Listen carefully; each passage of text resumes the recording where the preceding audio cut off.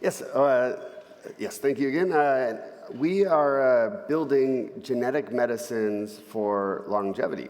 And I'm not going forward. Okay. Okay. So our headquarters is in the U.S., in Seattle, Washington, and our primary lab is in San Diego. Actually, if anyone is coming to Bio this year, we're going to have a party at that lab. And so hit me up, I'll add you to the invite list.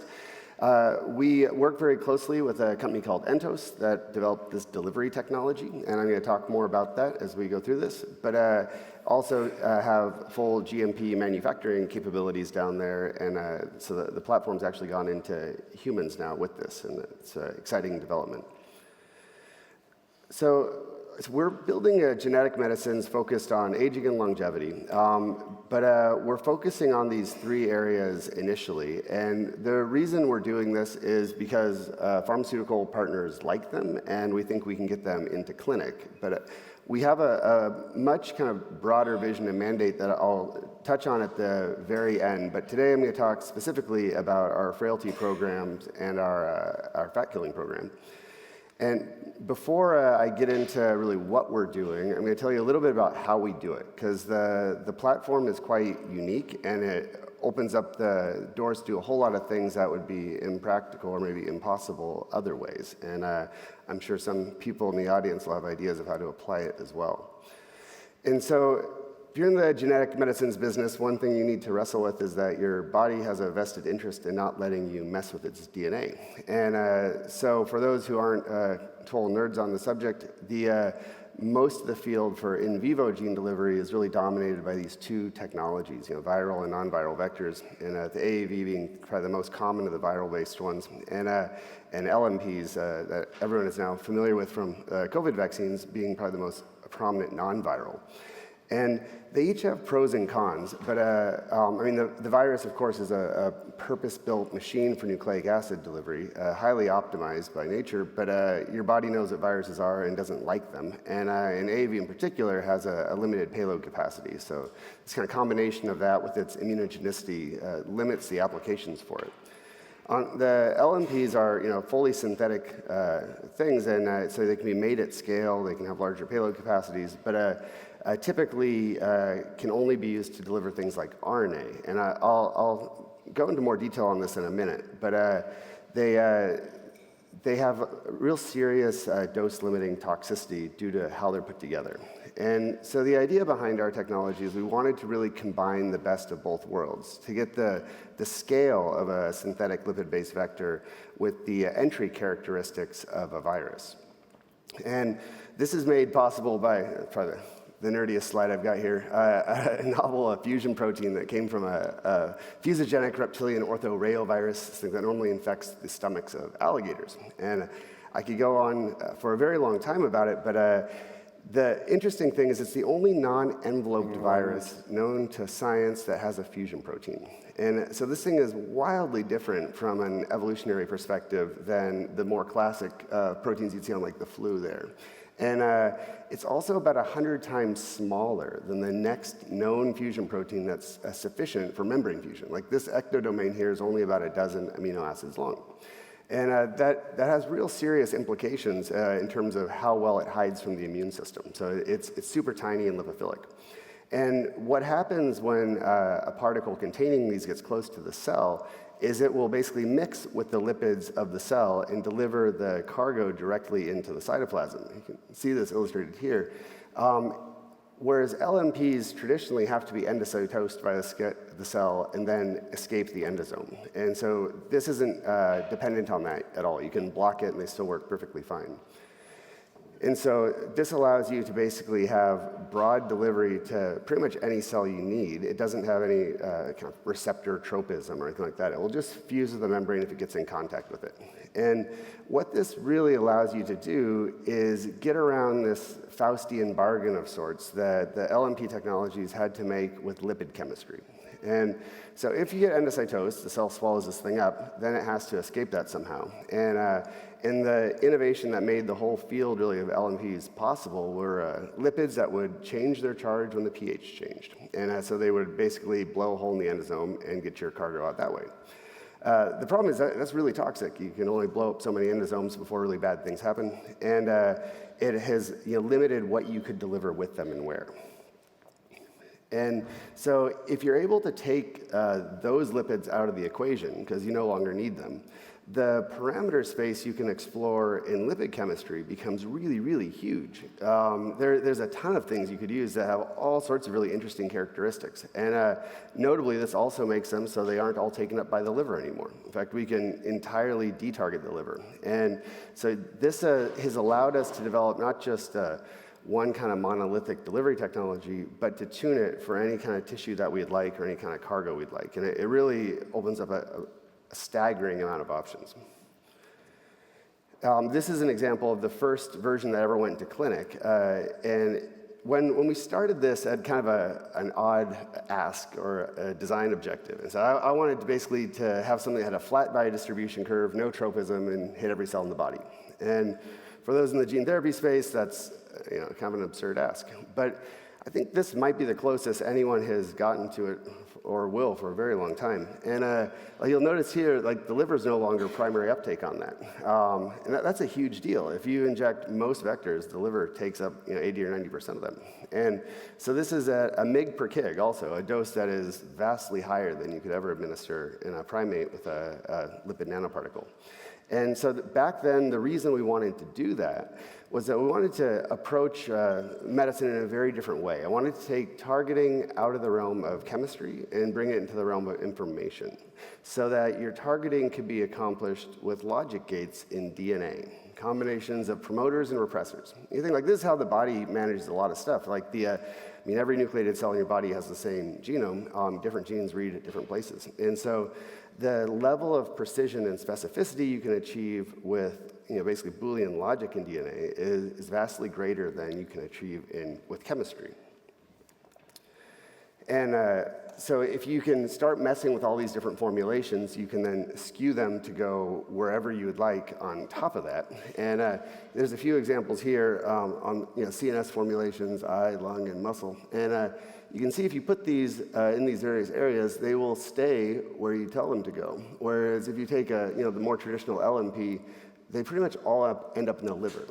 Even if you put it in the eye, it's all in the liver. And this is a real problem. It definitely limits what you can do with them. They're incredibly liver tropic. And so the ability to have it go somewhere and stay is incredibly valuable. And as for the liver, this is probably the biggest reason you don't want them to go there. If you follow this field at all, you may notice that there is a distinct lack of literature on LNPs carrying DNA payloads. They're almost always carrying RNA payloads. And I hadn't given much thought of that until we did this experiment. And you can see what happens when you have DNA. And this is just a reporter, by the way. It's a luciferase under CMB. And 5 mg per kg, it looks like you took a blowtorch to that liver. And those animals died within hours. And whereas even if you're pushing it up at 20 mg per kg on the PLV, the liver is perfectly fine. And this comes back to that bargain with charge chemistry I brought up before. You're not causing this level of damage. And even though that looks really gruesome, I don't think it's actually what killed them, or at least not that quickly. What was killing them was this spike in IL-6. And to even get that data, we had to cut the LNP dose in half, so half a mg per kg. And even at that, it was about 100,000-fold elevation in the cytokine IL-6.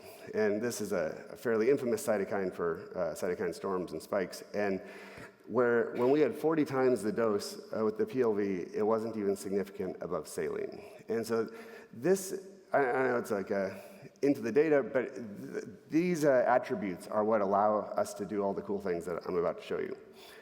And so to kind of bring those two concepts together and illustrate how we got started with this, this is a CMB luciferase again, firefly protein. And you can see here on the left, this mouse had an IV injection of it. The whole animal lights up, as you would expect from the last few slides. All the organs are also lit up. But this mouse on the right is the interesting one. So it got the exact same dose in the exact same route of administration. But We have a tumor implanted in this red dashed line, and now that firefly protein is under control of a synthetic version of the p53 promoter, something we played with a lot in our senolytic and cancer applications. And the expression of that luciferase is now entirely restricted to the tumor. So all these tissues got the exact same amount of DNA. It's just not active there. And that's a really powerful concept. It allows you to do some pretty wild stuff. Okay, so on to what we're doing. Our lead program is to build muscle. And the reason we want to do this is that as you get older, physical strength is everything. I mean, I think in the extreme sense, if you end up in a wheelchair, you're on borrowed time. If you don't get out quick, you'll never get out at all. And it regulates more than just resilience against injury and disease. It's your metabolic health, your cognitive function, your social quality of life. So it's one of these interventions that has a nice overlap where pharma likes it, the FDA thinks it's a problem, and it affects a lot of attributes and pathologies of age. And so the genetic levers that regulate skeletal muscle growth have been studied for a long time. That cow there is fairly infamous. It's first characterized in the 1800s. And pharma has spent decades trying to drug this pathway. So the cow lacks a gene called myostatin, so a negative regulator of muscle growth. The standard phenotype is twice the normal muscle mass. And if you overexpress follistatin, the positive regulator of skeletal muscle growth, you're actually double the size of that. And those don't exist in nature, as far as I know, but you can see here from this roided out looking mouse that it is quite a profound phenotype if you genetically engineer it. And so the real issue, though, is how do you do this in a useful way? And like I said, the pharma's been after it for a long time, and we think that the particular attributes of our technology allow us to solve a lot of the problems that held the field back before. And so this is an example study we ran. These mice were normal mice, just black sex mice, had a single administration of this IV, and in 6 months, they're about 50% larger and twice the size, or twice the strength, sorry. And I don't think that the results would be quite so stark in a human. I think the largest someone's done in a primate is probably about 30% increase in muscle mass. But that is still a ridiculous amount of muscle if you think about it. I weigh close to 200 pounds. So adding 30% muscle mass would be really, really noticeable. And so we think that we can make this cost effectively. It's not a viral vector anymore, and enough that it would be so compelling you'd see actually payers pressuring people to take it. You can use it locally as well. This has interest or applications in like surgical or cosmetic. And actually, I have a new piece of data that I haven't shown before. We had a burning question that how old could you be and still use a treatment like that? Because almost every study I've ever seen on that was with relatively young animals. And so we took some mice that were a little over 2 years of age with our collaborators in Italy, and treated them with this and ran this out basically until they're 2.5 years old. And we saw not the same kind of massive change in size, but statistically significant improvements in strength in a very geriatric population. And we're going to be publishing more on this later, but I thought I would at least introduce it here. The other program that we've been pursuing is basically using the same tool we did in senolytics to ablate adipocytes, fat tissue. And so the idea behind this is that you take a suicide gene, a caspase, and you put it under the control of a logic gate that will only let it turn on in certain cells, and in this case, in adipocytes. And we're looking at this first for a rare disease, and pharma is very interested in it for cosmetics, and our goal with it as we go farther is actually to target visceral fat selectively, which is something that's really hard to do. And so the first, the rare disease application is called lipedema. This is technically a connective tissue disorder characterized by abnormal fat deposition, almost always in women and usually in the lower extremities. And the only real treatment for it now is lifelong ketosis and repeat liposuction. And so a tool like this that allows you to selectively kill those cells genetically, would give you, effectively lipo with a hypodermic needle. No trauma, no bleeding. The ability to just wipe out the cells without collateral damage. The first study we did on this that kind of got us excited about it was on human tissue explants from a tummy tuck, so full thickness skin and fat. And we could inject this into them and kill around 20% of the adipocytes without causing any detectable damage histologically to the other tissues. And this is also a relatively new piece of data, and it highlights what I was talking about earlier about how flexible the platform is when you can manipulate all those lipids. This is showing the progression of optimization, like on how effectively it transfects adipocytes from that clinical version, which is the one I showed you in those monkeys, to the ones that we're running at now. And all this is done by actually just changing around the physical characteristics of the PLV. And so it's a remarkable improvement in function for not having to engineer a ligand or something like that. The first study we did, that new formulation in mice, is in the mammary fat pads, and we could get good selective targeting of it. We could show that it was expressing out for, in this case, a couple weeks. If you're using a suicide gene, it doesn't need to last for a long time because you're going to kill the cell. But we're moving forward with this. It's on our work plan for our current investors. And so we have a much broader vision for this than these programs we talked about today, but we generally recognize that not all the science is there for every kind of longevity-focused application, but we do think they will need delivery, and our goal is to be there when they arrive. And then not all these, of course, are recognized as diseases from FDA, but we do think that over time they will be. So yeah, we're in startup mode. We are raising a Series A now.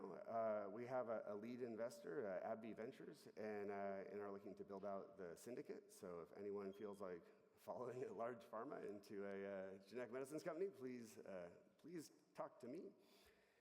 And let's see, I will thank, I've got our funders here, the institutional investors. I know we have a ton of angel investors in the audience too, so I have not forgotten about you, and I deeply appreciate it.